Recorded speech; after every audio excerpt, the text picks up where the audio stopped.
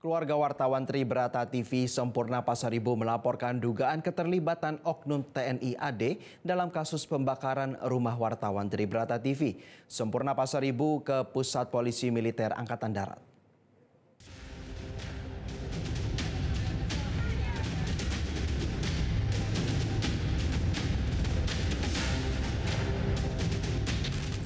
Putri dari Sempurna Pasaribu mendatangi Pusat Polisi Militer Angkatan Darat bersama kuasa hukum, tim Komite Keselamatan Jurnalis, LBH Medan, dan Kontras. Mereka melaporkan dugaan adanya keterlibatan oknum anggota TNI Angkatan Darat dengan membawa sejumlah bukti. TNI agar ikut serta dalam kasus yang menimpa keluarga saya, agar diusut tuntas. Ya, mungkin itu. Sampai saat ini masih ada ancaman nggak kepada keluarga dari Mbak sendiri?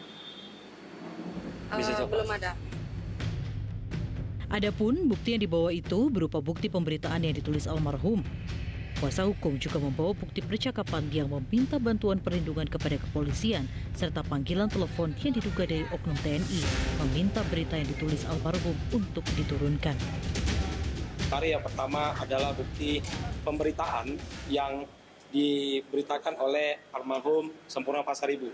Terus adanya bukti percakapan kalau almarhum Pasaribu itu sempat meminta perlindungan kepada pihak polisian, yaitu Kasat-Reskrim Polres Tanah Karo, begitu.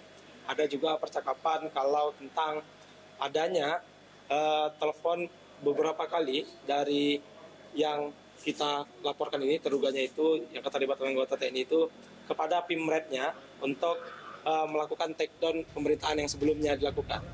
Sementara itu, Polda Sumatera Utara masih terus mendalami motif pembakaran rumah wartawan Tribrata TV Sempurna Pasaribu yang dilakukan oleh para tersangka, termasuk isi pemberitaan yang dimuat oleh korban.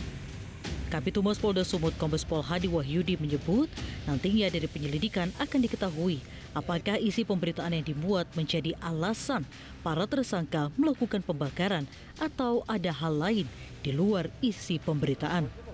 Kita juga masih terus coba mendalami apakah hanya karena pemberitaan itu atau adakah hal-hal yang lainnya.